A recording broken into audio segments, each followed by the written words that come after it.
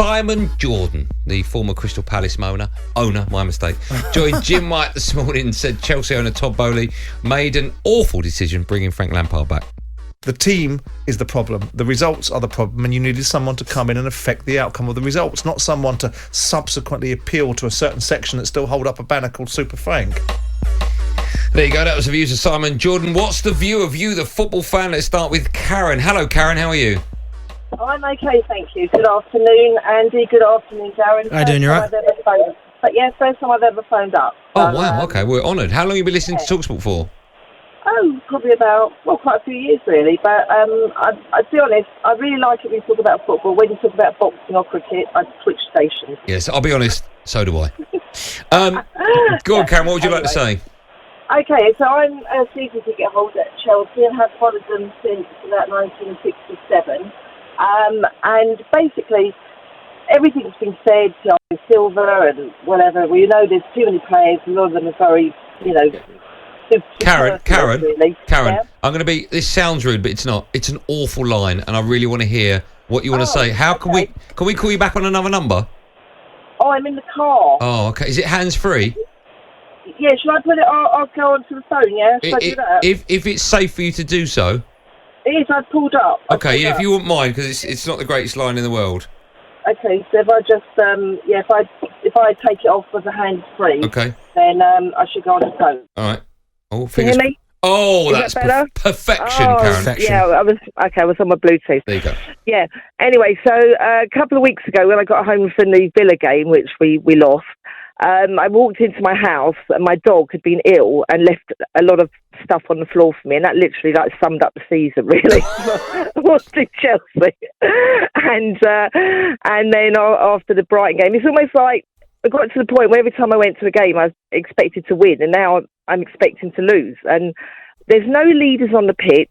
There's no captain who's Azpilicueta, but he hardly plays. Even Rudiger last season, when he knew he was leaving, he gave everything and he galvanised the team. There's no one on that pitch that's a leader on the pitch, and that is really something we've lacked this whole year. They just, and like you say, these players are long-term contracts. They don't seem to even look like they're that bothered. Karen, let me ask you a question. What do you do with the manager? Because, listen, I understand he's close to all your guys' hearts. He's a Chelsea legend. But clearly he's out of his depth when it comes to leading this team. So what do you do with him? Well, they can't sack him now because there's only a handful of games left. But all they do is come out with the same old platitudes, we're going to try hard, we're going to do this. There's so many players there. No one knows what the best lineup is. It's impossible. Mm. And there's you mentioned a few players that need to go. I could absolutely write a list of, players that need to leave the club. There's too many ordinary players, paid way too much money for them.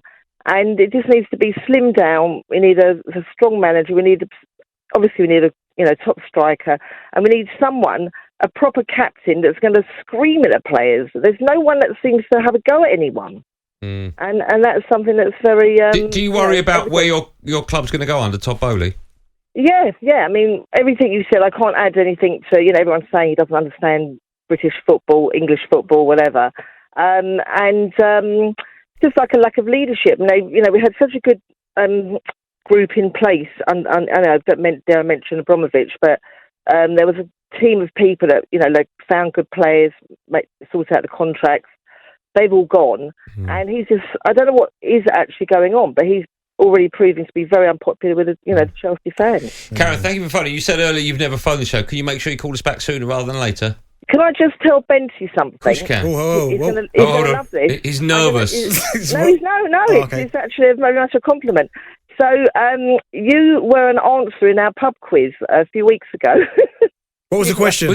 Did the question have the word chancer in, by any chance? No, it was highly complimentary. So the question was... Ask it, see if I can get the answer. Yeah, see if any of you guys can get it. So since the Premier League started in 92, who are the top 5 leading goal scorers with a 4-letter surname?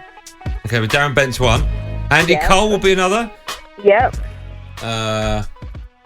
Cole Bent. Have you know the answers, Karen? I do. Owen. Yeah. Yes. Yeah. Owen. And Beckham. I'm joking. No. I'm joking. I'm joking. Yeah. Kane. Harry Kane. Of Kane. course. Thank you, Kane. And the last one. Another question. No, there's 5. Oh, There's 5 one more. top. There's one more. Yeah, there's one more. Yeah, 5 top I'll get it. scorers with a 4-letter surname. I'm looking at the boys now. Question. Not one of them has come up with an answer yet. So it's just me and Benji here. Torres, Yeah, Suarez.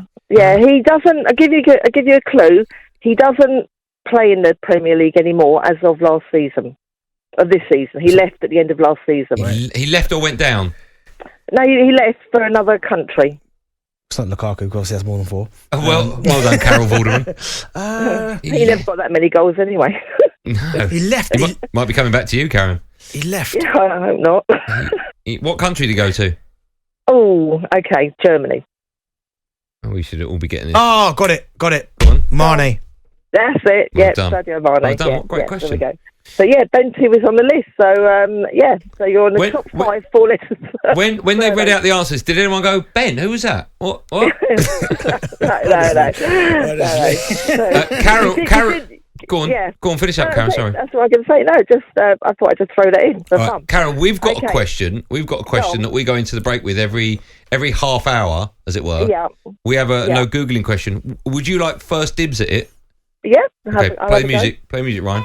So stay there, Karen. So a reminder that after break, we're going to be joined by former Aston Villa and Coventry striker Dion Dublin ahead of Football Shirt Friday. Here's the question, Karen, right? You've got one guess. If you don't get it, I'll tell the answer after the break. The question is, in the 97-98 Premier League season, Dion Dublin won the Premier League Golden Boot. He was tied with 2 other players. Who were the other 2 players in that season, 97-98? 97-98. Chelsea were quite good in that. Is it a Chelsea player? I think he was at Chelsea when he got it. I think so, yeah. 97. Was that Zola or Viali? No, it wasn't. No. Karen, Okay. No, bad guess. you're going to have to keep listening to talkSPORT because the answer's coming up after this break. I will. How lovely speaking to you. Talk to you, And you gentlemen. too. Have a great day. Thank you, Cheers, Karen. You bye. too. There you go. talkSPORT Drive with Andy Goldstein. Monday to Friday afternoon from 4 on AM, on DAB, via the talkSPORT app and on your smart speaker. talkSPORT.